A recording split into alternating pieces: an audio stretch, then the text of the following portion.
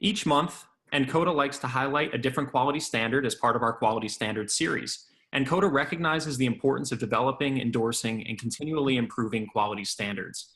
The NCODA quality standards were created to elevate oncology practices' performance, specifically focused on the dispensing of oral medications in an outpatient setting. This month, Mike Broderson from Nebraska Cancer Specialists will discuss NCODA's foundational elements quality standard. Mike.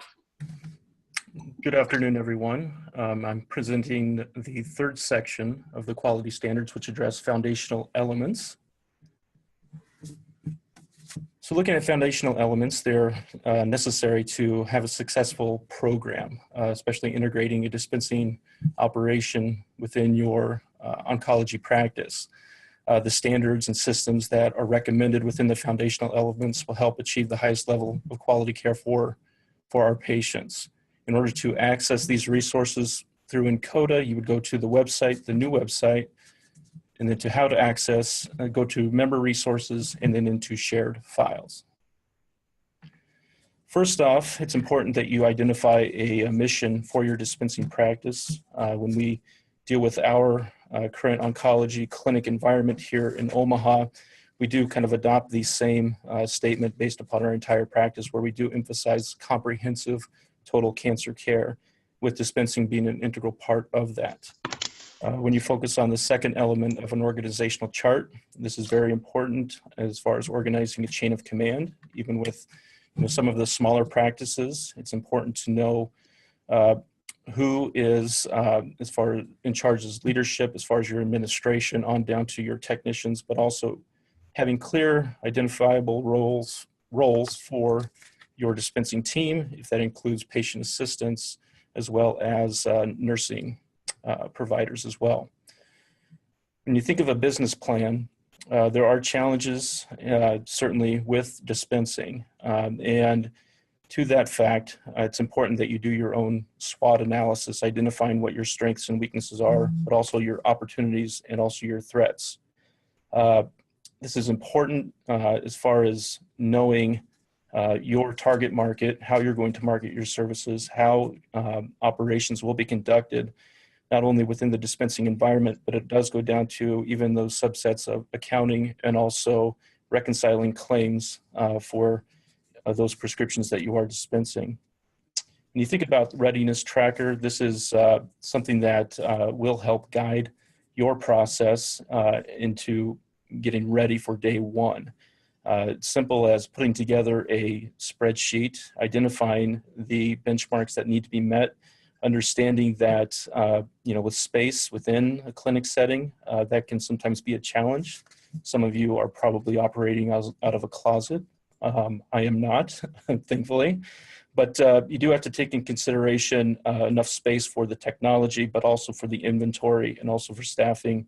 You also have to consider the regulations as far as being licensed, but also getting contracts with payers, especially the time frame it takes to actually get signed up for a Medicare Part B billing or DME billing. That certainly is a time-sensitive process. So it's key to plan in advance. Also, build relationships with your wholesale partners, or finding those colleagues within NCODA that have gone through the process, and they'll be happy, I'm sure, to help lead you down the right path. When you think about our next element, which is operational, this identifies policies and procedures, also workflow and process flow diagrams, prior authorization, liability, everything that really goes into kind of honing in your dispensing operation.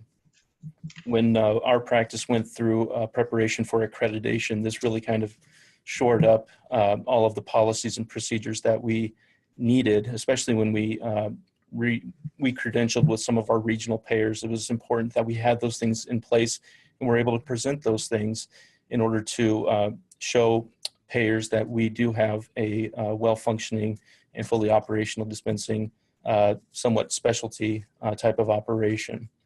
It's also very important to have policies and procedures when you're dealing with turnover, but also training and orientation with others that are new to the clinic practice and familiarizing them with the dispensing practice as it is. We already kind of touched on space and the necessity to have enough room to fit with the elements that you need. I know that some are physician dispensing, may not need as much space as some that do have fully operational pharmacies like ourselves.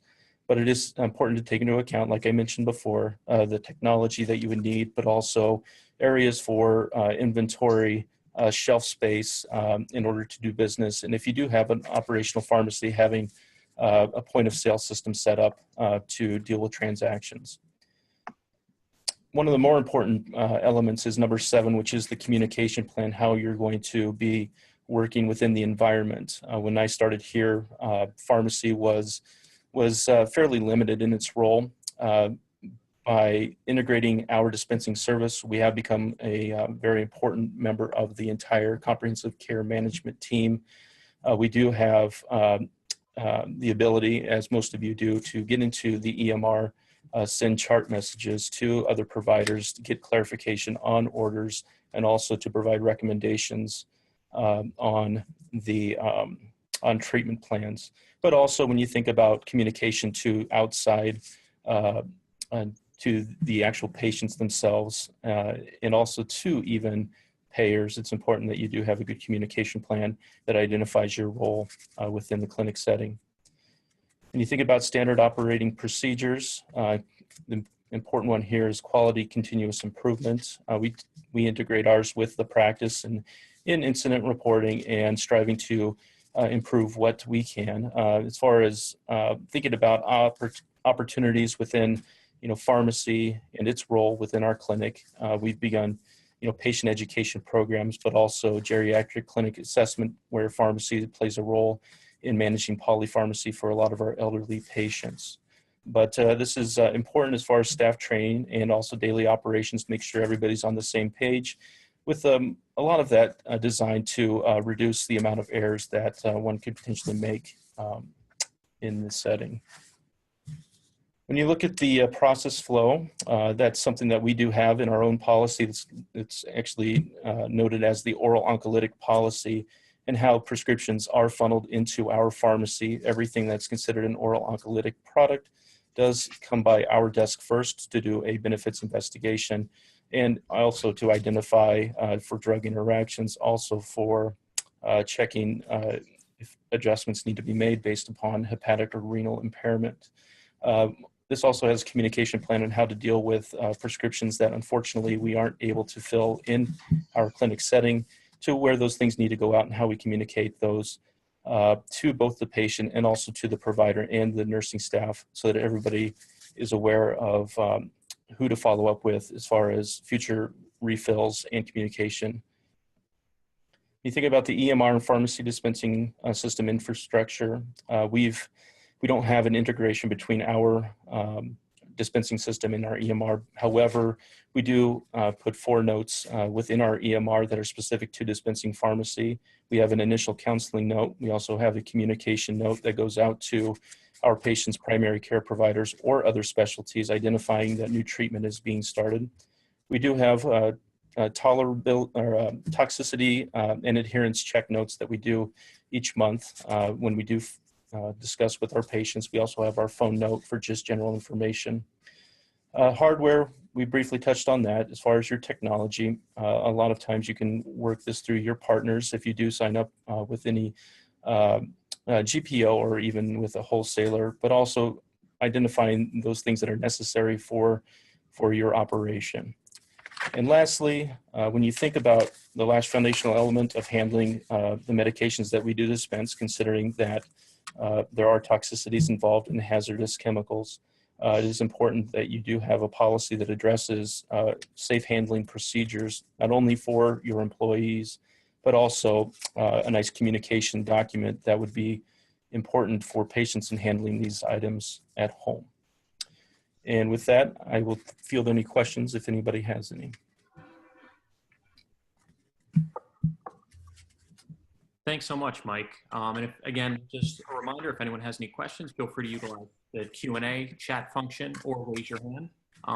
If not at this time, if it comes up a little bit later, we'll definitely feel free to answer that question as well.